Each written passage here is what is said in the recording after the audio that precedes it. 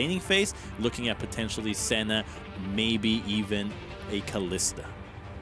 Yeah, always interesting to see what happens when Caitlyn gets left up, but we'll also see what the trade is here, because the V3's first game when they were on red side to start off the day had a really good kickoff rotation there, with the Renekton is one of those picks, so it does feel like such a strong, safe pick for UOL to take, but they're actually going to take Orianna extremely early here.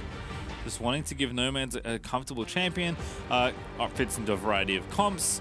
Pretty safe blind pick overall in the mid lane, but maybe just feeling like Ace doesn't have anything here, and that Nomanz is so good on the champion, or a combination of any of these things that they are willing to take it early. But I do like some jungle priority. I know AHaHaCiK played a ton of Graves this year, and he's going to continue that trend here at Worlds. It's already two champions that make a ton of sense against the Caitlyn. You don't want to get into her range, so being able to kite her with your spells or even from a distance is just going to be a really effective way to approach this. So already Unicorns is showing that they had a plan to beat the Caitlyn. You're getting hyphy for the Ahri. There's a possibility it's going to be the Sion instead, so already things are falling in line with what V3 wants for a Caitlyn composition. Lots of beefy front line, lots of CC, and just create a lot of room in front of Caitlyn so that she can auto-attack freely. I think that's a really good point, Crumbzz, because this is so different from the priority that V3 showed us in their first game here. Like, we had Paz popping off on Renekton, and now he's fallen back to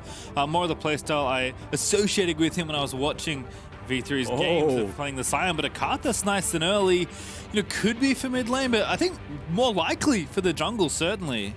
Yeah, it could definitely be Karthus mid, but I agree with you. I think it makes sense into the jungle here, into the Graves. You're just looking to power farm nonstop. You're not really thinking about countering, jungling him. You just want to hit the team fighting phase, and Unicorns of Love already is putting a stop to that, locking in the Camille before it can get banned. Going into the Sion matchup, true damage against massive HP is going to be fantastic, so that you can now move away from the very intense team fighting that V3 already has, and actually just open up the map. Divide and conquer is going to be the approach for Unicorns of Love. Kind of fun to see, you know, two different passes that work after you die as well. Sion and Karthus have a lot to say in any team fight, regardless of whether they're dead or alive. But a really curious draft here for V3, as Leona's going to get banned out on the UOL side. Bard also banned away by V3, so kind of the bot lane getting chipped away here. There's no bot lane pieces right now for UOL, unless Graves is going to do something really different. But kind of setting up here. Maybe. So I think the Leona ban already is telling me that you're looking at maybe taking something like a Pantheon here in the lane. Rakan has risen in priority for a lot of players. You do have the option of having a spellbook and also being really pivotal in those 8-minute Rift Herald rotations where you can just TP into it and surprise your opponent. We've seen a play just like that out of Santos before, but locking in the Nautilus here would just make your composition really solid. You have a ton of crowd control already, and you're able to just press that button on Caitlyn and she'll get deleted. Yeah, Pantheon banned, so not an option there. Twitch banned as well. Senna, I guess, kind of the obvious marksman left open here, but UOL have a lot of different picks they could potentially go for. I imagine, actually, they have all the solo laners now, so they are going to counterpick their marksman instead of their support. I guess wanting to take away one that Raina maybe would have wanted to grab, but Sett support is back up again if Raina wants to play it once more. Yeah, so you do also have a possibility of playing mages in the bottom lane here. I really don't think that that's what they're going for, but you have to consider that V3 does not know what Unicorns of Love is up to. They don't have a lot of information on them, so they have to approach this draft giving them as much room for variance as possible. So it is possible that they can go with that. The Heimer, I think, is just a throwback to Detonation FM. Yeah, I think so too. And the Nico was also a pick that they learned the hard way how deadly it could be against them. They're instead going to get the Galio, which was banned so much against them. Getting away with this pick now makes me pretty excited from what we saw they could do earlier, and now getting a pick that was really targeted against them in the region. Yeah, I kind of like it here. I think just solidifying, you know, some protection and some team fight. You said it already, Crumbzz, where, you know, this is a comp that feels designed to be played around Caitlyn, and Galio certainly adds to that. Nomanz Kassadin's kind of legendary where he's from, and he's going to take it here. Oh, there it is. It's Orianna bottom. Oh, it is too. Ain't that fancy? Look at that. This is what's exciting about this team. This is why people were thrilled about this roster, not only because they play Kassadin more than any other team at Worlds, but they have an answer to Caitlyn that no one else has tried, as far as I know, at least this year. Orianna bottom against it. Let's see how good Gadget is on this pick, because we're obviously going to be looking at this pick from the eyes of a mid laner. If they can deliver, or at least keep up in the laning phase and perform in team fights, well, you now have a very scary Unicorns of Love moving forward. I like how casually I said, oh, it's Nomanz Kassadin, of course. Like, he's played a lot, of banned a ton in the final as well, so it's clearly a champion he's very comfortable in, that he's known for. Massively strong scaling pick, and I think the Galio lane feels like pretty comfortable for Kassadin to try and get through, but completely forgot about the part where Orianna already got selected, and that is going to be the focal point of this matchup, at least early on. That's so cool from Unicorns of Love. In the first game, we're expecting maybe for them to showcase the creativity that this organization has become known for throughout their history, and this is a way to kick off your Worlds campaign, Crumbzz. Gadget playing Orianna bot lane. Yeah, if he delivers on it, you now have to always keep this in mind when playing against Unicorns of Love. They've already gotten to see so many teams play today. This is what they've come up with the response. And let's think about the synergies that they're going to play into when you have the Orianna, because now you have Orianna Nautilus together. Nautilus Ultimate is guaranteeing you to hit a fat shockwave on top of it, and champions like Karthus and Caitlyn that want to get into the fight will never be able to break into your backline if they have to deal with that. And then you also have a Kassadin to add on top of it. If the Unicorns of Love can actually get items on these picks and get past the incredible amounts of crowd control that are in V3's composition, you see the theory that they had behind this draft. Yeah, and we still have a scaling pick, right? It is a mage instead of a marksman, but Kassadin is like unbeatable in certain situations, it feels like, once he hits level 16 and has the items rolling. So Nomad's no slouch on the pick. UOL already bringing something different to the table here. And, you know, if they're a team that flexes Orianna around, then all of a sudden that becomes an extremely valuable pick. And it feels so silly, right, to ban something like Orianna. It's such a common mid laner. Like, everyone knows how to play with and against that champion. But not if you're playing against UOL, apparently, because Gadget's got some tricks up the old sleeve. Welcome to Worlds V3. You had a nice, kind of, I guess, relaxing opening game, like, looking pretty solid, playing nice and consistently, had some good aggression, had a really stable team comp. You've mixed it up again here with the Karthus and the Sion, getting yourself to Caitlyn, and UOL say, hey, how about this one? Probably haven't prepared this. Yeah, how about it? And let's see how much they have prepared it as well, because if it looks fairly easy to execute, I wouldn't put it past other teams to just copy it right away. That's a big part of Worlds. You see somebody else doing something pretty cool and you say, hey, I could do that too. Our laners can definitely get away with this. We can play the Orianna bottom. And just how we saw earlier, the Twitch and Rakan being taken away from Rainbow 7 as Team Liquid had played it, maybe the Orianna Nautilus bottom lane combination is something that other teams would like to take up as well. Look, I will be taking this up, if nothing else, but certainly could be a fun option. And like we said, like, Worlds is a long tournament played on one patch with the best teams in the world in attendance. You learn quickly, or you drown, unfortunately. Worlds is a brutal tournament at times, especially in the play-in stage here, where it is best of one single round robin here in these two different groups, and UOL trying to get their first win on the board. V3, as we do have a pause, are looking to get their second win here. Try and compete here in the group after a good opener early in the day.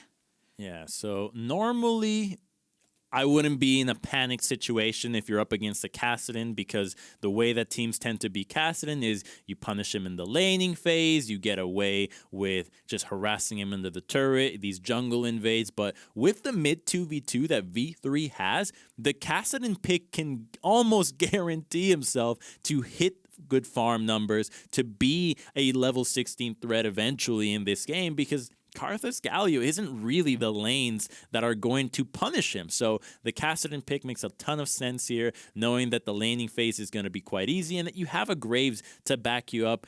Worse things, if the worst is to happen, since Galio, Karthus isn't even a combo that can actually invade and be as scary as these diving champions are. So there's not a ton of value in this pick, which is why I think he's gone with the Predator, looking instead to be a lot more roam focused and assist the map that way, as opposed to being your jungler's second help.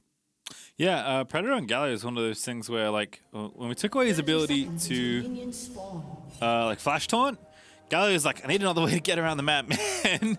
I need some faster shoes. So Predator certainly a way to get that happening, as Raina did have a settings issue that has thankfully been resolved. So we are back into the game here. And peering over the rest of the keystones. Nothing super surprising, I'll say. Phase 1 Gadget's always kind of cooler. Yes, Crumbzz? They're going to do it again. It's a lane swap. This is what they did in Game 5 of the finals. They invade the red side and they have the Sion, which is just a really solid 1v2 champion. And if teams are not used to this, which no team is, lane swaps have not happened in so long, then they can start falling behind in the early game, and you are going to have a very scary Caitlyn to deal with. Here we go. It is that lane swap. UOL sees it. Yeah, Bugi gives it up. He's like, hey, AHaHaCiK, how you doing? Santa's here as well. The Nomanz also off to the side. Raina going to face check. Sett, though, pretty durable even at level 1. Gets the face breaker down. And there's the taunt coming in. And Santa's wishes he was somewhere else. Oh, is AHaHaCiK going to go back in? Boss with the stun. That's the first blood for the Camille. TP in for UOL. It's carnage already. Here's Gadget looking to play. The red buff did go over to Bugi, though, I believe. But first blood went to Unicorns of Love. So who's the real winner? It may be Paz, who knocks up Santa's with the Q, but he's going to be out of there.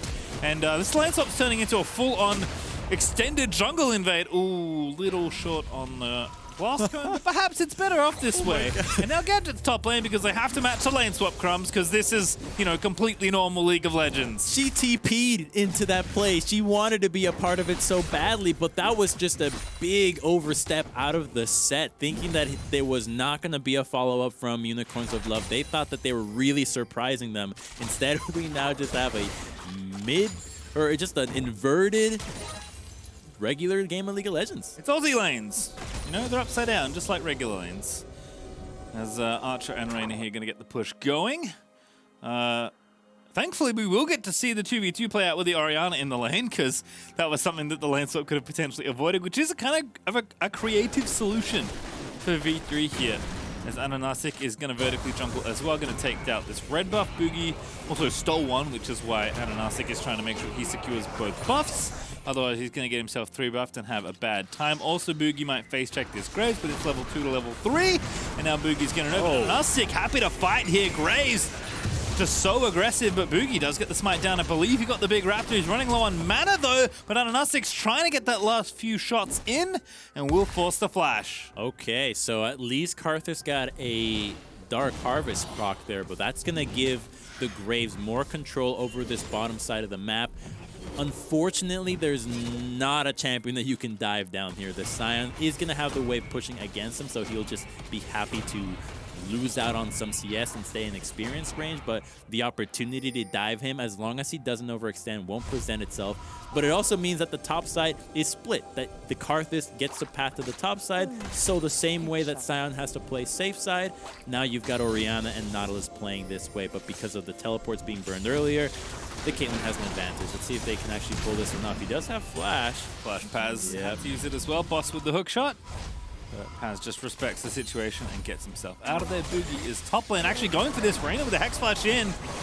But the hook in onto Santos, that's just going to be a kill. Yeah, Santos is going to take out the Karthus. And Gadget, will he live to tell the tale? Archer going in, he gets the kill. Flashes out of there, and now Santos, no flash, but he does have Ignite.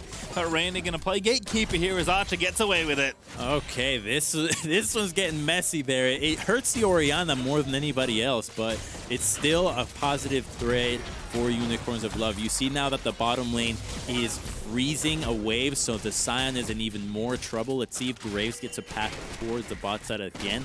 The ward here is going to allow him to push up and overextend here, knowing that he's not actually going to get ganked. So focusing the bot side from Unicorns and Caitlyn focus from V3. Everything as expected. Paz, though, is going to move up to try and break this freeze that Boss had begun, and I think he's been successful so far. check in just a moment when the next minion wave comes riding in. Top lane, Santa's is trying to get out of there, but not just yet. However, Archer is out of there. And, ooh, that's a PF sword quite quickly. Already ticking down stack off the cull as well. So feeling pretty good. In fact, just going to TP down. Decided that I do want to be a bot laner again. Wow, they are just being relentless in pressuring. It's like every single play that has happened this game is V3 doing something and Unicorns of Love trying to respond. They are just playing their own game and seeing if they can get Unicorns to respond, because what ends up happening if you just continue to match what V3 does is you're suddenly playing reactive League of Legends. You're not actually enforcing your own win conditions here. You're letting V3 do whatever they want, and they're clearly doing anything they want because they're just avoiding the bot lane all the time. Kind of love what happened there. Paz had pushed the wave in after, I think, potentially getting frozen. They're going top. Had the Demolish proccing in, and Archer zoomed in for the turbo plate donation. Like, picks up 2 plates after the Demolish proc from Paz, and that was straight back to the top plate. Don't worry about it. Oh my god, they are just outpaced. It's really, okay, this is just going to obliterate the Camille. It doesn't actually do that much for the bottom lane, but now the Camille has to just bounce around non-stop, and she doesn't get to have a ton of farm, which was one of the win cons that we wanted to see out of Unicorns of Love, the split pusher against the tank. If Camille doesn't have the item, she's not able to split push or a team fight nearly as effectively as a Sion can. So it's just getting both with as little gold as possible and guaranteeing that you're going to have a higher impact that way.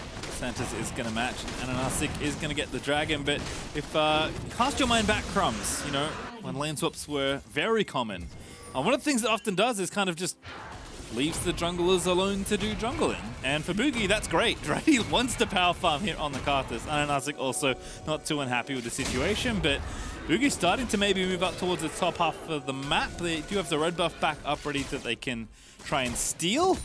And Archer is going to take out this control ward, so V3 moving in, level 6 up for Ace as well, so he can join the party very quickly. But here's Nomanz alongside the jungler. They're going to try and take the Raptor camp, and AHaHaCiK is going to go ahead and smite that away, but that's a big amount of damage from the Piltover Peacemaker out of Caitlyn, but Graves is going to walk out of the situation A-OK. I wonder how close Karthus is to level 6, because that threat of the Galio coming in is really scary, but then you add the Karthus on top of it, and suddenly Unicorns have to constantly look at the mini-map before they're thinking about taking any of these fights. Here comes Sion. Karthus must be close to hitting 6 if he's going for this. Yeah, I think it's one camp away. That Gromp's going to die. He is 6 now, and here goes Sion. There's Gadget. TP in as well. I think Paz is going to get it after the Grave if he can, but here's Nomanz to try and shut it down. He does get the kill, and now Paz going to run in after the Orianna, but I don't think he can chase it. But here comes Ace. Going to try and get it. No, Paz just has it. Never mind. This game, they're going into the top lane.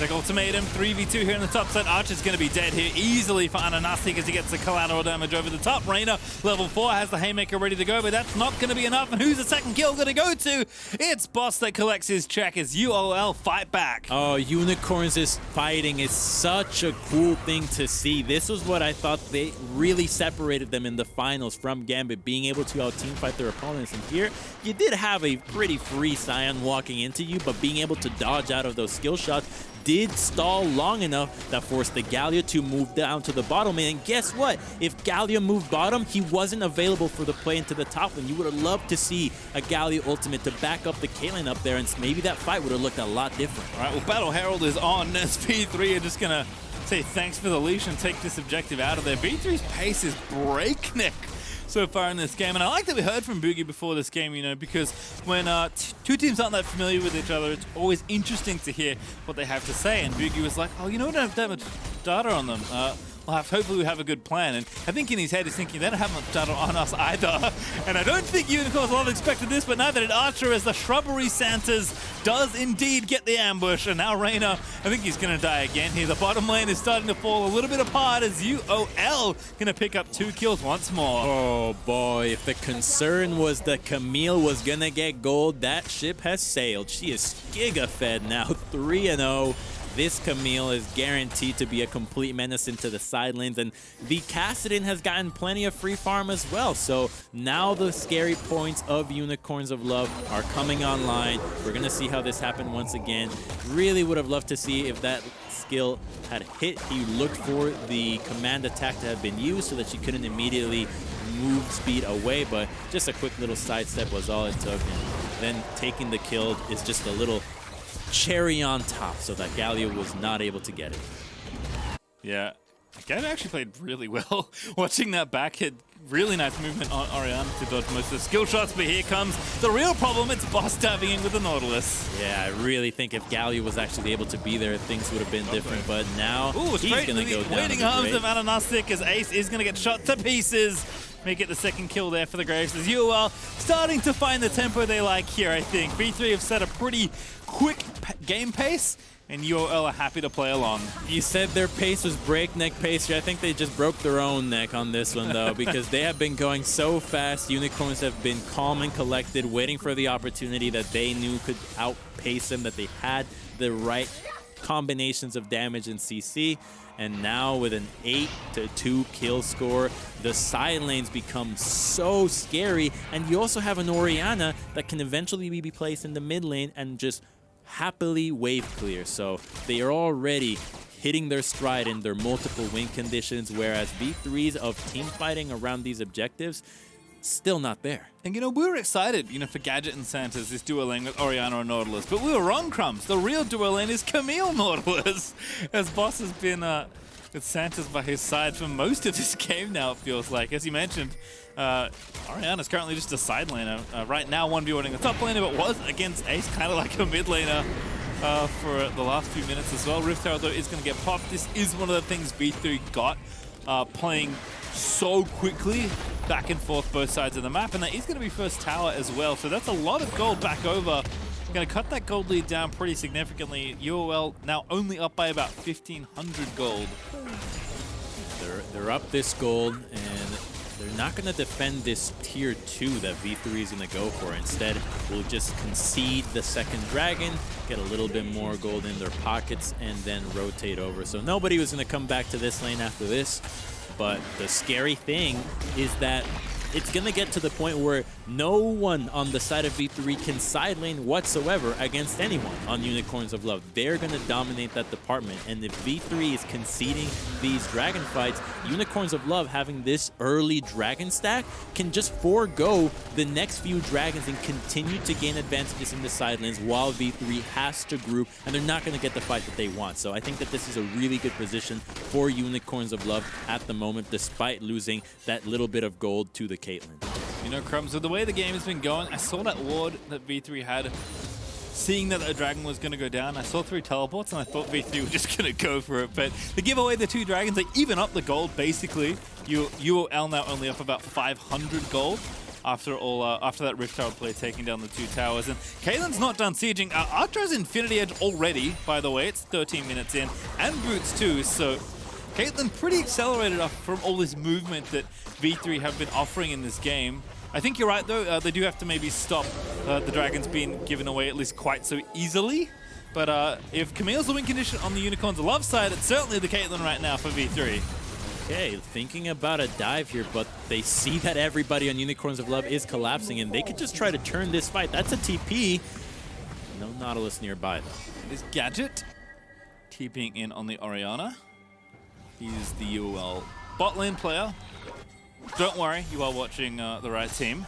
Boss, in the meantime, going to go ahead and take down the Scuttle Crab. Doesn't have TP, but is going to be up relatively shortly. And Camille with that Trinity Force. As you mentioned, this is kind of the big obvious problem for V3 here, is just how accelerated Boss is in this game. Accelerated, and so far yet from his 3-item spike that becomes the scariest of them all. That's the Hydra with the Death Dance. She is just an absolute menace at that stage, and knowing that she has just a free one-way ticket to that item destination is what's really scary now for V3. They have 3 minutes until the dragon fight that they really want to happen, but I'm scared for them.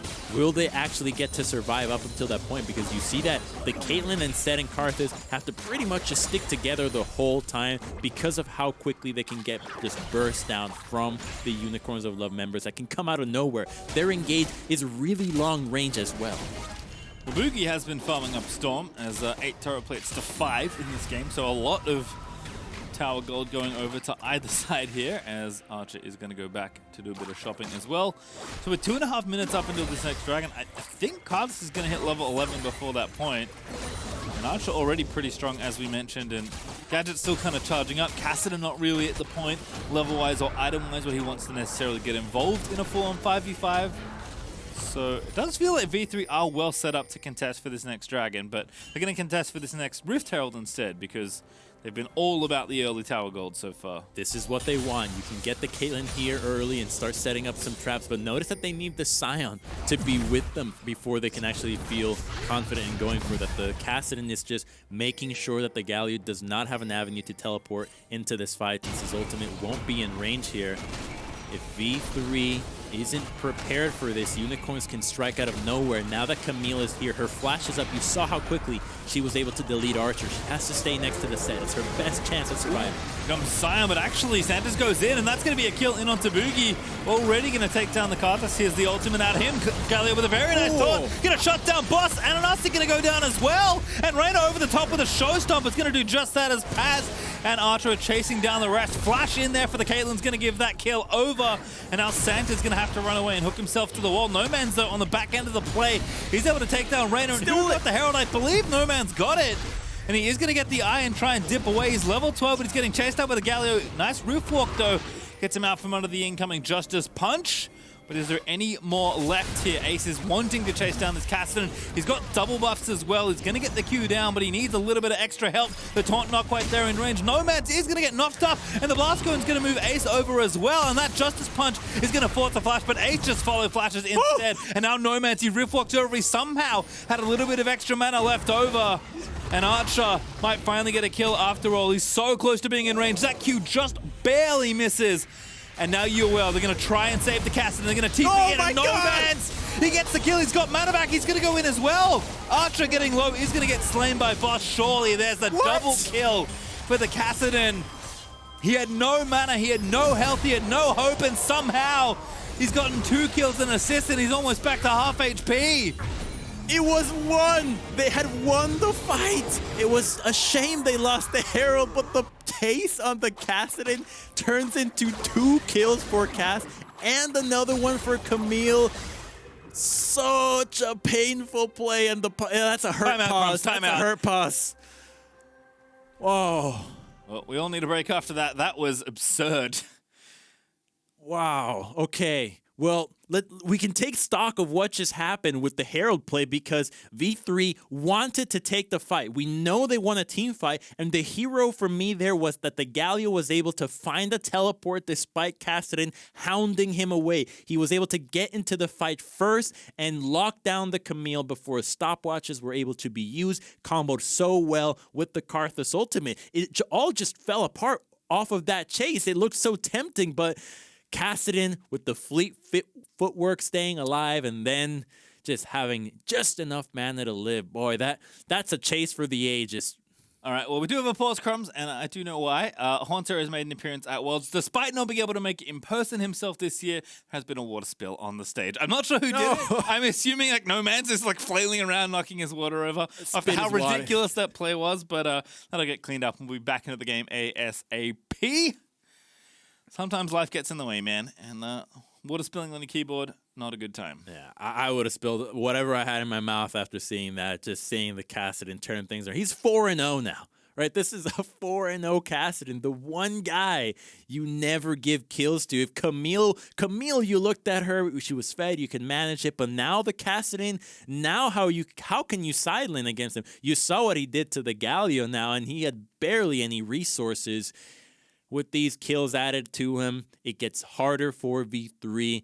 Yeah, I got to take a deep breath, because this game is still so winnable despite the score being so lopsided in the side of Unicorns of Love. Gold is close. It's something that is a difficult skill to have, which is when you're in the game, can you actually tell how close the game is, where you're at? Because we as spectators, we see the gold, we know exactly who's got what, but as a player, you just have to speculate on CS, on plates, on experience, and that can often get into your own head, and you might psych yourself out thinking that you're further behind than you actually are.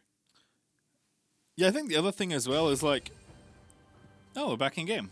you know, gold is fairly even as we look up. It's, you know, 1,300 or so for UOL. They're going to take this third dragon as well. That's a really big deal, actually. As the Soul Snowball is well and truly underway now for the Unicorns of Love. V3 will be forced to contest at every Drake from this point forward, but yeah, sure, let's watch it again. So Galio gets a TP, and the second he TPs, they go in. It's unlucky that Karthus didn't have his E available, but he gets a Poppy ultimate right away, and then it's a surprise Galio from the back that really turns everything around, right? You got 2 for 1 already. You're guaranteed to get these 2 extras after this once the Caitlyn flash. I believe they don't actually end up taking the Nautilus here, although this slow-mo makes me think that he goes down. We get to go back to this chase, which is just so tragic there. The fact that he walked forward, knowing that the Q was gonna be farther range, saved his life, and just barely dodging out of the Piltover Peacemaker. Just such a cool play here. Yeah, I mean, this is just, oh. I mean, this is a man that clearly knows his way around Kassadin. I can see why it was banned so often in their final. Oh my. What can you say? You gave these 2 champions that are so scary so many kills, and now they're killing people in the side lanes again. And it's just a menace. Level 14, 2 items, almost fully stacked to Rod of Ages, can't be far away from the transform. I'm sure Boss is diving poor Ace, who's been resourced from all the swapping, and Boss will just clean that one up. And this is kind of what I was trying to get at, where it's like, yes, the gold was close when we looked at it, and I think the scaling is like, I don't want to say equal, but like both teams have scaling champions they can rely on.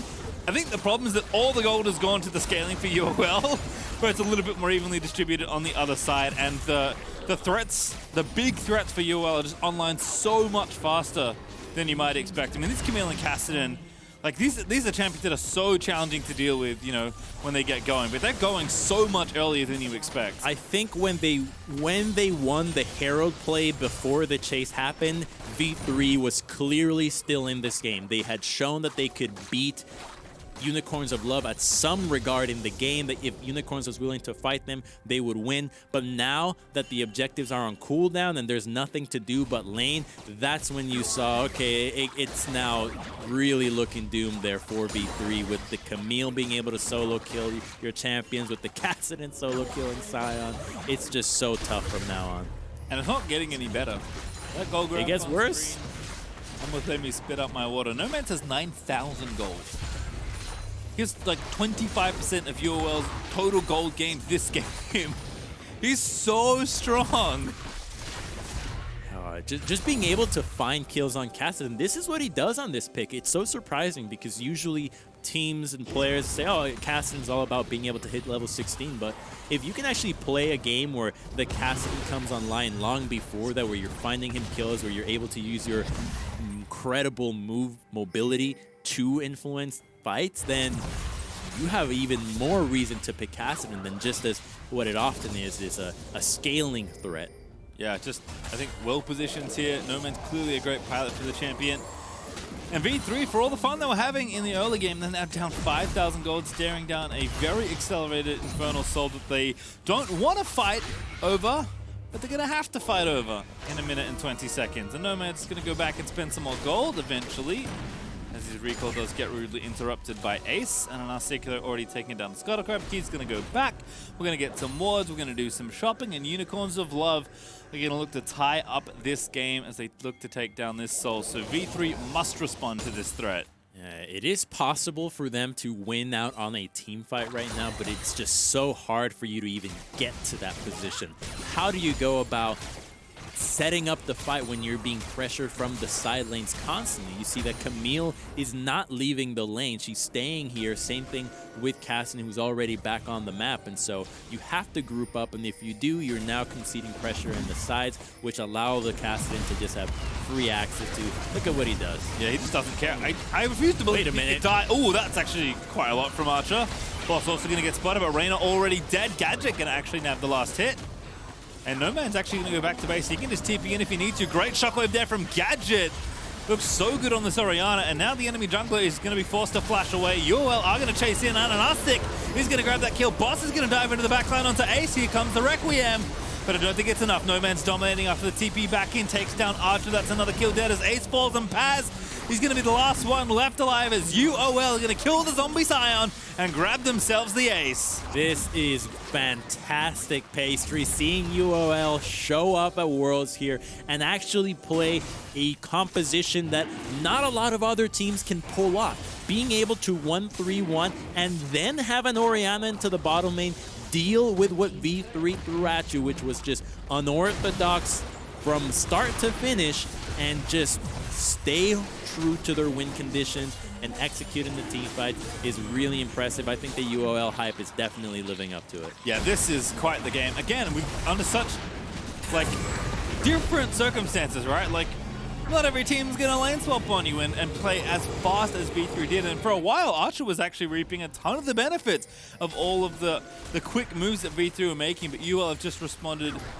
better and then some. They're 10k ahead, and it's plays like this that make you realize why. Which is exactly how the game started, too. It was Raina face-checking into Santa's and dying for first blood, which ends up conceding the dragon to Unicorns of Love. They get the Infernal Soul off of that, and then the chase becomes all too easy because the Sett is so important for keeping away the Camille and the Kassadin from diving in. And at this point, they're so fed, they can do whatever they want. Yep, Nomanz just flashing into the back line. Karthus ulti still ticking away. Easy cleanup there on the other end. And shout out to Gadget, by the way. It's unfortunate that like this is the game he got to play it, because so many other things have happened that we haven't actually had a whole lot of time to talk about his Orianna. But that Shockwave that managed to snipe the Karthus, that is not a first time Orianna play a Shockwave. And that's what you want to see, too, from your Orianna bottom. Can you actually do things in a team fight? Because, yeah, we know you can farm, but can you play Orianna like a regular mid? Oh my goodness. Can you play League of Legends is the question I asked Bugi. No, you cannot. If you're up against the level 16 Kassadin with 3 items, finish it under 25 minutes with Infernal Soul, no. The answer is no, Crumbzz. You don't get to play. Ace, you don't get to play either. Oh my god, goodbye health bar. Chase him. He can chase him. He is. I mean, of course he can. He's just dead. Oh, I wish you refocused the channel was happening. Oh, a Q almost killed him. That was cool. Mana. Out of mana. Oh no. Don't let him auto you. I think he's gone too far. I think he did. Yeah, he went too far. All right, good work, Archer. Cleaning it up. That's a big bounty. All right, still fighting. Good Shockwave finds 2. UOL still in there as Nomanz has been quite the distraction. Here's a big taunt coming in. Finds 3, I think, on the taunt. But Santa's going to clean it up. And I think UOL just too far ahead, Crumbzz. The gold lead is ridiculous. Nomanz is giving away his life, but for a good cause here. As the Nexus is going to be Unicorns of Loves in short order. AHaHaCiK getting low, but not get dead just yet. Karthus says, I don't think so. Ace in the hole as well, just in case. Raina trying to keep fighting. As Paz also tying up the rest of them left in the base. Gadget is going to get a kill, but there's Bugi with a shutdown onto Gadget. Paz low, but Archer still fighting as Boss wants to get the Caitlyn, but he can't quite find the range. And now Boss is going to get the Ace in the hole blocked by Santas, as he's going to look to go back in, but he shuts down Paz instead. Not wanting to get punched anymore by the undead Sion. And that was a completely normal passenger play I just had to play by play. Archer just used Caitlyn ultimate 3 times in that fight. Only able to find his mark at the right. At the tail. Another kill. Okay. Feisty, taking down Bugi with the anchor. That was a cinematic moment as Boss is somehow still alive. All right, Nomanz. We could have ended this game. He tried to end this game, Crumbzz. He deserves credit. He does. That was his first death. Still has a 400 gold bounty on top of him if he wasn't fed enough already. Unicorns of Love. It's happening again. He only got... I thought he was dead, but he's not. The nightmare's not over. Paz is the target. That feels bad. Oh my goodness, Sion, no! I'm so sorry, Nomanz! Don't do it like this. He's going to get taunted 1v4. He said that's enough. Doesn't have to flash. Oh, actually, he's going back in. That's so gross, Nomanz. Oh, solo queue plays everywhere. That's peak League of Legends. Can you make pro games look like your solo queue games? If you can do that, you're pretty. I'm sorry. Good. Very few people have run into Kassadins like this. Nomanz is putting on a clinic with this champion right now. And now Gadget's here to shield him up. That's not very fair. He was 1v4ing before. Gadget here going to make it a 2v4 instead. Nomanz is running low on mana, which means that he can't do nearly as much silly stuff as he was doing before, but not going to stop him. I want to see him put the shield on Kassadin and go for a shockwave like that. That's a really cool combo that only Orianna and Kassadin can ever do, and you rarely see them together. And I know we haven't been outside of V3 space in a while, but if you're wondering, they have lost all their inhibitors and only have one Nexus turret. UOL are trying to put an end to this game, but Nomanz is trying to do it in style. What a shockwave combo as they send in Santis for the absolutely stylish finish that only the Unicorns could find. And that's going to be an ace, a death again for Nomanz, but it is worth the glory as UOL are going to get yet another team wipe, and they'll claim their first Nexus in style as they take down V3. Unicorns of Love give us some of their old Camille and Kassadin, but also with the Orianna into the bottom lane to open up their first game of Worlds. A really exciting showing out of them, proving that mages in the bottom lane are still viable. That was a blast, to be perfectly honest. And Unicorns of Love have entered Worlds 2020 in only a way they can, in bright colors and as loudly as absolutely possible that game. They've got tracksuits. What else do you want? This team's got it all. They've got the name, they've got the plays, and the colors. Nomanz Kassadin. How about that? That's something that maybe you shouldn't get again. I mean, but it's such a, oh man, there's so much to unpack. Like, it is a real shame that that was Gadget Orianna game. He also played really well, but we never got to understand, like, is it good into Caitlyn in the 2v2? Right. Like, what kind of pressures are good? What kind of lane states do you get into? Like, we didn't have any of that. V3 lane swapped and played a super fun early game that was also a lot of fun to watch, but yeah, Unicorn just took over that game. My goodness. Yeah, they played quite well, and I just really like that they knew what their win conditions were. The one lapse in judgment, I think, was that Herald fight, which is something that a lot of teams at Worlds fall into, which is just going for those Rift Herald fights instead of playing to get those plates in the bottom lane or get more farm. But other than that, this was just really cool to see them react to V3 quite well, and then add their own flavor, which was the Camille and Nautilus finding picks together to make sure that they got the gold where they